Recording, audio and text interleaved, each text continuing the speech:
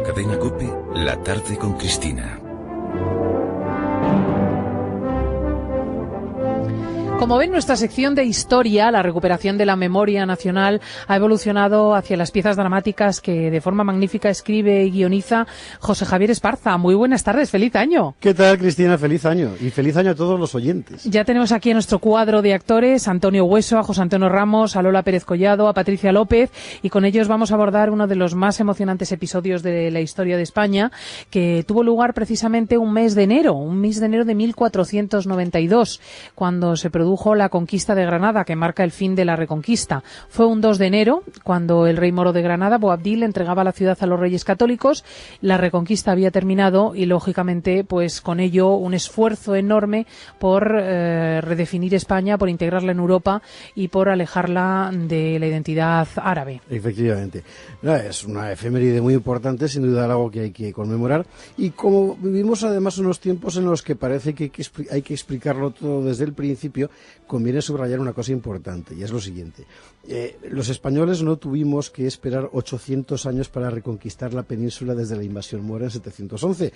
Es decir, para el 790 ya se había reconquistado hasta el Duero, hacia el 900 ya se había bajado hasta la línea del Ebro, más allá de la línea del Ebro. La línea del Tajo se ganó hacia 1150 y en el siglo siguiente se reconquistó la mitad de Andalucía. Es decir, la reconquista no fue una cosa como decir que no estuvieron aquí 8 siglos seguidos los árabes, vamos. Claro, bien. Estuvieron 8 siglos seguidos en algún punto, y uno de en esos el resto puntos, del territorio pues muy poco tiempo. Y uno de esos puntos fue el reino nazarí de Granada, que fue el último reducto del poder musulmán y que los reyes católicos, Isabel y Fernando, se propusieron efectivamente conquistar. ¿Y qué pasó aquel mes de enero? ¿Cómo cayó Granada y volvió a formar parte de la unidad política, religiosa y cultural de España? Eso es lo que vamos a contarles hoy en nuestro espacio de Historia de España en la tarde, y para hacerlo pues tenemos aquí a los principales protagonistas de aquel hecho decisivo. Hemos de empezar presentando nada menos que a Isabel I de Castilla, su católica majestad. Es un honor, señora, muy buenas tardes. Buenas tardes, querida Cristina. Tenemos también aquí al principal negociador de las condiciones de la rendición de Granada, don Gonzalo Fernández de Córdoba, al que luego la historia conocerá como el Gran Capital. Don Gonzalo, es un placer. El placer es mío, señora, de verme ante tan distinguida concurrencia. Y un protagonista fundamental de aquellos hechos fue el rey moro, Boabdil. Gracias a los esfuerzos de COPE Granada lo tenemos hoy sentado en la tarde. Alteza, muy bienvenido. Salam aleikum, doña Cristina. Ay, qué suspiros.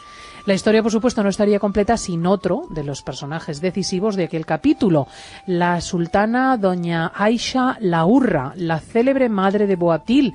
Doña Aisha, es un placer. Si usted lo dice. Hoy mal empezamos. No, mal acabamos. Madre, por favor, aguante usted ese genio. Qué raspa de señora. Bueno, no se peleen, de eso hablaremos después, si a ustedes no les importa. Ahora vamos a ponernos en situación. Estamos en la ciudad de Granada, es el mes de enero de 1492, y después de fuertes combates... No, perdone, no fue exactamente así, ¿eh? Ah, ¿no? ¿No fue así? No, los combates ya habían terminado. A ver, explíquenoslo entonces. Déjenme que empiece yo. Ay, qué suspiros.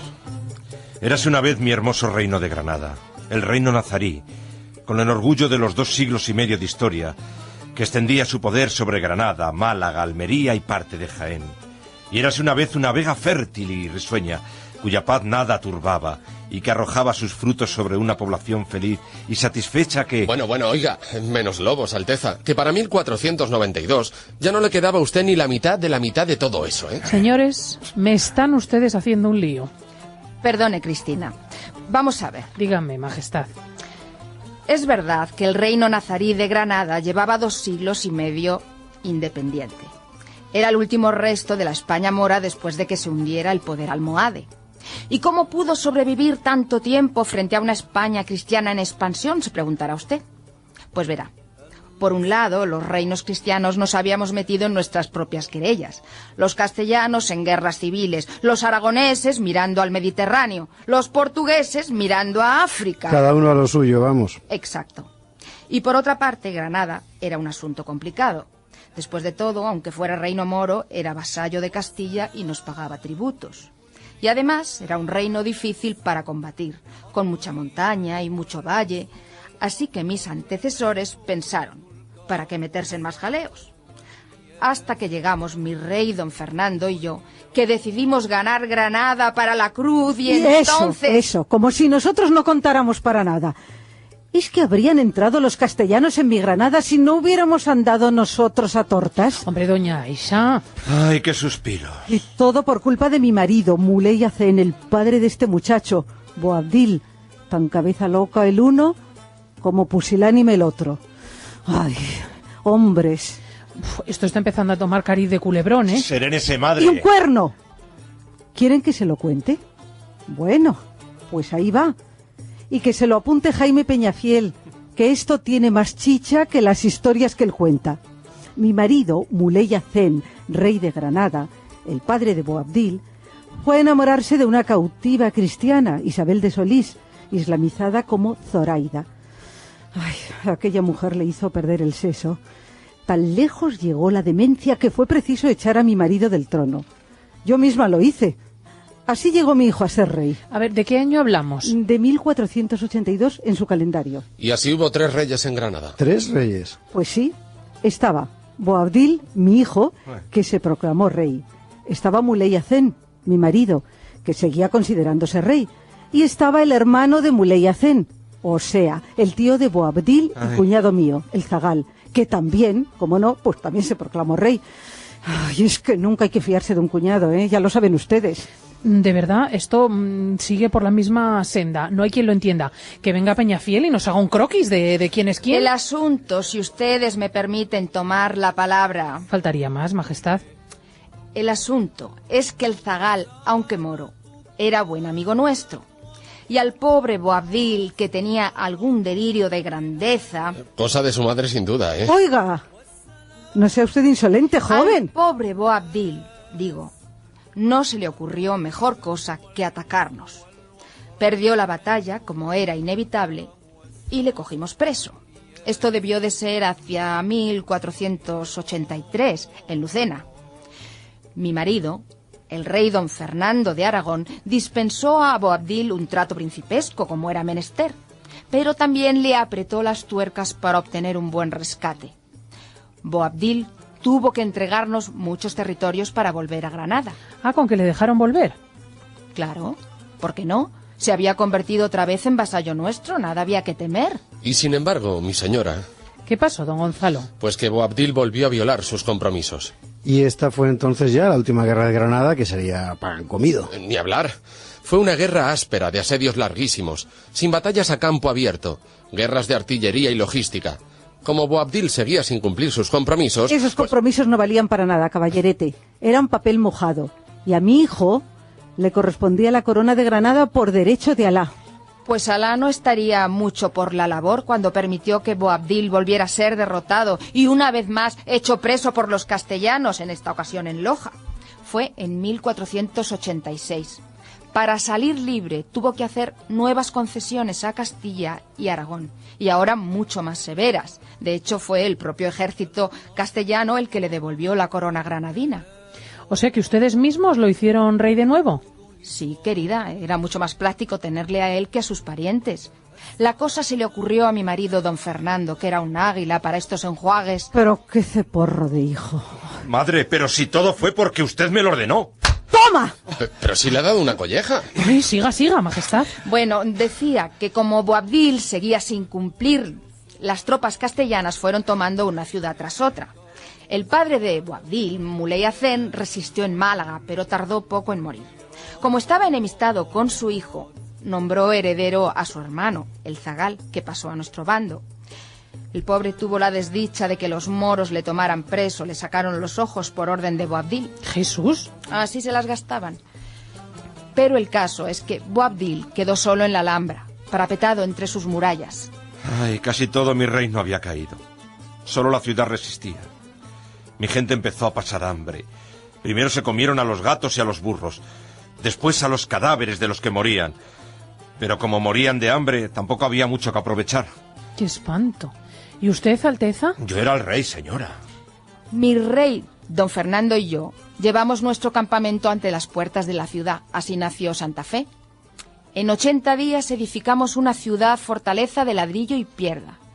Allí, por cierto, recibía un tal Cristóbal Colón.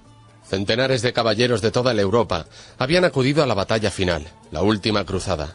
Había ingleses, provenzales, italianos, borgoñones. Un montón de gente. El audaz Hernán Pérez del Pulgar escribió allí la primera acción de comandos de la historia. En la noche, con solo 15 hombres y su escudero Pedro, se infiltró en Granada.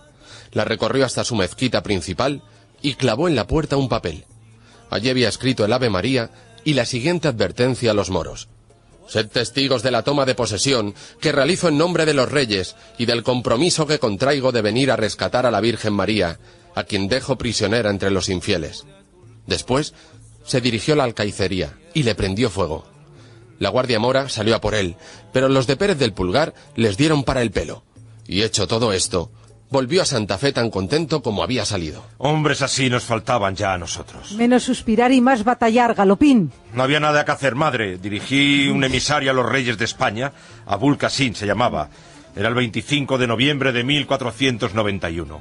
Con don Gonzalo Fernández de Córdoba, aquí presente, negociaron mis hombres las condiciones de la capitulación. Eran capitulaciones honrosas. Se respetaba la religión islámica de los que decidieran quedarse en Granada. Se permitía la posibilidad de emigrar. Se decretaba una exención fiscal por 3 años y un perdón general por los delitos cometidos durante la guerra. A Boabdil se le reconocían terrenos de señorío en las Alpujarras. Había 2 meses para materializar la rendición. Me hubiera gustado agotar el plazo, pero el rumor popular era imparable. Toda Granada se hacía lenguas y la verdad era que la mayoría de la población quería que el asedio terminara cuanto antes. ¡Ay, atajo de ganapanes! El 2 de enero de 1492 entramos mi marido don Fernando y yo en Granada. Allí les entregué las llaves de la ciudad. ¡Ay, qué suspiros! Llora como mujer lo que no ha sabido defender como hombre. Pero qué raspa de señora. Y así, en fin, termina la conquista de Granada y con ella la reconquista. Ya toda la península era cristiana. Llora como mujer lo que no ha sabido defender como... ¡Vale ya, madre! Pero deja al chico, buena señora. Vale ya. Está bien, hombre. Hay que ver. Ahora, pero bueno. que ver. demasiado tarde. Madre mía.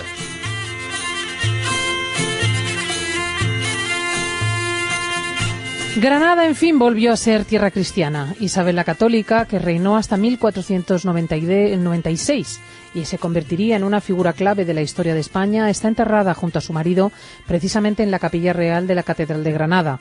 Los otros personajes de nuestra historia tuvieron suertes dispares. Bastante dispares, es verdad. Boabdil, por ejemplo, no sufrió las consecuencias de la derrota. Los reyes católicos le habían concedido extensos terrenos de caza en Luájar, en las Alpujarras de Almería, pero cansado y deprimido, entre otras cosas porque se murió su mujer, terminó volviendo a Fez, en África.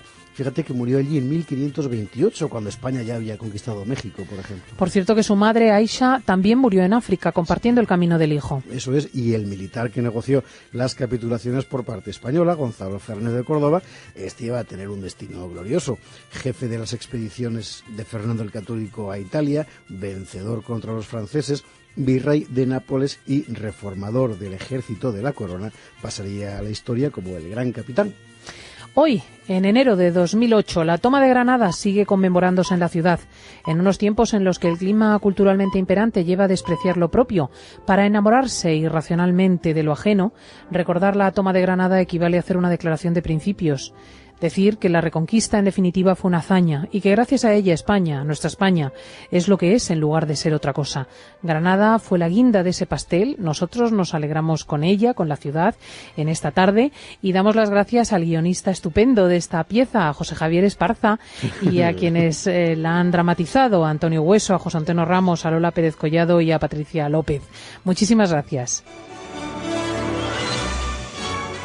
En la cadena COPE, la tarde con Cristina. Reyes. Pues sí, estaba Boabdil, mi hijo, que se proclamó rey. Estaba Muley Hacén, mi marido, que seguía considerándose rey. Y estaba el hermano de Muley Hacén, o sea, el tío de Boabdil y cuñado mío, el Zagal, que también, como no, pues también se proclamó rey. Ay, es que nunca hay que fiarse de un cuñado, ¿eh? Ya lo saben ustedes. De verdad, esto sigue por la misma senda. No hay quien lo entienda. Que venga Peñafiel y nos haga un croquis de quién es quién. El asunto, si ustedes me permiten tomar la palabra. Faltaría más, Majestad. El asunto es que el zagal, aunque moro, era buen amigo nuestro. Y al pobre Boabdil, que tenía algún delirio de grandeza... Cosa de su madre sin duda, ¿eh? Oiga, no sea usted insolente, joven. Al pobre Boabdil, digo, no se le ocurrió mejor cosa que atacarnos. Perdió la batalla, como era inevitable, y le cogimos preso. Esto debió de ser hacia 1483, en Lucena. Mi marido, el rey don Fernando de Aragón, dispensó a Boabdil un trato principesco, como era menester, pero también le apretó las tuercas para obtener un buen rescate. Boabdil tuvo que entregarnos muchos territorios para volver a Granada. Ah, ¿con que le dejaron volver? Claro, ¿por qué no? Se había convertido otra vez en vasallo nuestro, nada había que temer. Y sin embargo, mi señora... ¿Qué pasó, don Gonzalo? Pues que Boabdil volvió a violar sus compromisos. Y esta fue entonces ya la última guerra de Granada, que sería pan comido. Ni hablar. Fue una guerra áspera, de asedios larguísimos, sin batallas a campo abierto, guerras de artillería y logística. Como Boabdil seguía sin cumplir sus compromisos... Esos compromisos no valían para nada, caballerete. Eran papel mojado. Y a mi hijo le correspondía la corona de Granada por derecho de Alá. Pues Alá no estaría mucho por la labor cuando permitió que Boabdil volviera a ser derrotado y una vez más hecho preso por los castellanos, en esta ocasión en Loja. Fue en 1486. Para salir libre tuvo que hacer nuevas concesiones a Castilla y Aragón, y ahora mucho más severas. De hecho, fue el propio ejército castellano el que le devolvió la corona granadina. O sea que ustedes mismos lo hicieron rey de nuevo. Sí, querida, era mucho más práctico tenerle a él que a sus parientes. La cosa se le ocurrió a mi marido don Fernando, que era un águila para estos enjuagues. Pero qué ceporro de hijo. Madre, pero si todo fue porque usted me lo ordenó. ¡Toma! Pero si le ha dado una colleja. Ay, siga, siga, majestad. Bueno, decía que como Boabdil seguía sin cumplir, las tropas castellanas fueron tomando una ciudad tras otra. El padre de Boabdil, Muley Hacén, resistió en Málaga, pero tardó poco en morir. Como estaba enemistado con su hijo, nombró heredero a su hermano, el zagal, que pasó a nuestro bando. El pobre... Fue el rey moro, Boabdil. Gracias a los esfuerzos de Cope Granada lo tenemos hoy sentado en la tarde. Alteza, muy bienvenido. Salam aleikum, doña Cristina. Ay, qué suspiros. La historia, por supuesto, no estaría completa sin otro de los personajes decisivos de aquel capítulo, la sultana doña Aisha la Hurra, la célebre madre de Boabdil. Doña Aisha, es un placer. Si usted lo dice. Hoy mal empezamos. No, mal acabamos. Madre, por favor, aguante usted ese genio. Qué raspa de señora. Bueno, no se peleen, de eso hablaremos después, si a ustedes no les importa. Ahora vamos a ponernos en situación. Estamos en la ciudad de Granada, es el mes de enero de 1492, y después de fuertes combates... No, perdone, no fue exactamente así, ¿eh? Ah, ¿no? ¿No fue así? No, los combates ya habían terminado. A ver, explíquenoslo entonces. Déjenme que empiece yo. Ay, qué suspiros. Érase una vez mi hermoso reino de Granada, el reino nazarí, con el orgullo de los 2 siglos y medio de historia, que extendía su poder sobre Granada, Málaga, Almería y parte de Jaén. Y érase una vez una vega fértil y risueña, cuya paz nada turbaba, y que arrojaba sus frutos sobre una población feliz y satisfecha que... Bueno, oiga, menos lobos, Alteza, que para 1492 ya no le quedaba a usted ni la mitad de todo eso, ¿eh? Señores, me están ustedes haciendo un lío. Perdone, Cristina. Vamos a ver. Díganme, majestad. Es verdad que el reino nazarí de Granada llevaba 2 siglos y medio independiente. Era el último resto de la España mora después de que se hundiera el poder almohade. ¿Y cómo pudo sobrevivir tanto tiempo frente a una España cristiana en expansión?, se preguntará usted. Pues verá, por un lado, los reinos cristianos nos habíamos metido en nuestras propias querellas. Los castellanos en guerras civiles, los aragoneses mirando al Mediterráneo, los portugueses mirando a África. Cada uno a lo suyo, vamos. Exacto. Y por otra parte, Granada era un asunto complicado. Después de todo, aunque fuera reino moro, era vasallo de Castilla y nos pagaba tributos. Y además era un reino difícil para combatir, con mucha montaña y mucho valle. Así que mis antecesores pensaron, ¿para qué meterse en más jaleos? Hasta que llegamos mi rey don Fernando y yo, que decidimos ganar Granada para la cruz y entonces... Eso, como si nosotros no contáramos para nada. ¿Es que habrían entrado los castellanos en mi Granada si no hubiéramos andado nosotros a tortas? Hombre, doña Aisha. Ay, qué suspiro. Y todo por culpa de mi marido, Muley Hacén, el padre de este muchacho, Boabdil, tan cabeza loca el uno como pusilánime el otro. Ay, hombres. Esto está empezando a tomar cariz de culebrón, ¿eh? Serénese, madre. ¡Y un cuerno! ¿Quieren que se lo cuente? Bueno, pues ahí va. Y que se lo apunte Jaime Peñafiel, que esto tiene más chicha que las historias que él cuenta. La primera acción de comandos de la historia. En la noche, con solo 15 hombres y su escudero Pedro, se infiltró en Granada. La recorrió hasta su mezquita principal y clavó en la puerta un papel. Allí había escrito el Ave María y la siguiente advertencia a los moros. Sed testigos de la toma de posesión que realizo en nombre de los reyes y del compromiso que contraigo de venir a rescatar a la Virgen María, a quien dejo prisionera entre los infieles.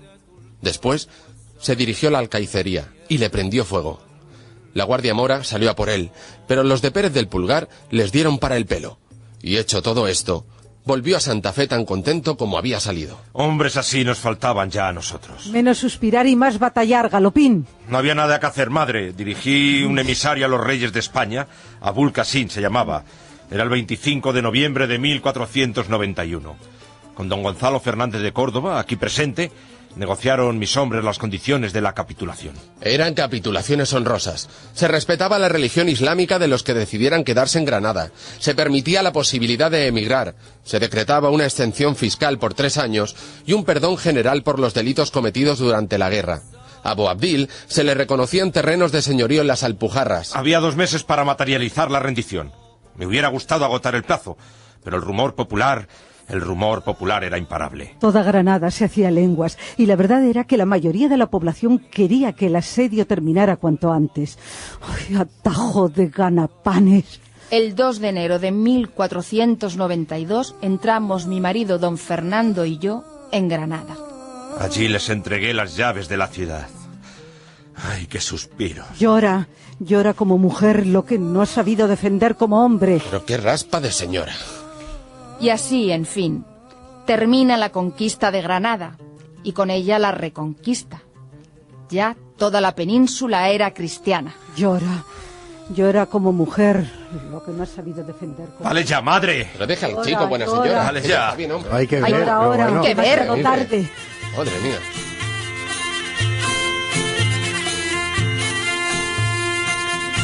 Granada, en fin, volvió a ser tierra cristiana. Isabel la Católica, que reinó hasta 1496 y se convertiría en una figura clave de la historia de España, está enterrada junto a su marido precisamente en la capilla real de la Catedral de Granada.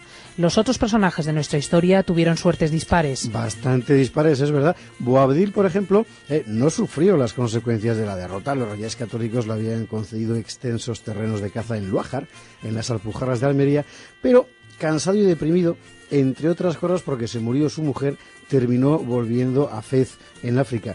Fíjate que murió allí en 1528, cuando España ya había conquistado México, por ejemplo. Por cierto que su madre, Aisha, también murió en África, compartiendo el camino del... Era el poder almohade. ¿Y cómo pudo sobrevivir tanto tiempo frente a una España cristiana en expansión?, se preguntará usted.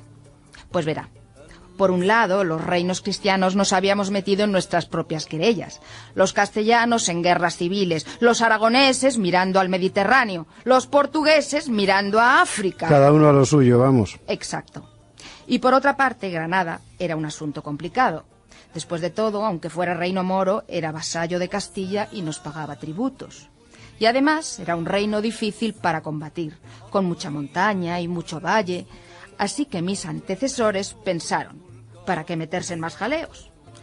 Hasta que llegamos mi rey don Fernando y yo, que decidimos ganar Granada para la cruz y entonces... Eso, como si nosotros no contáramos para nada.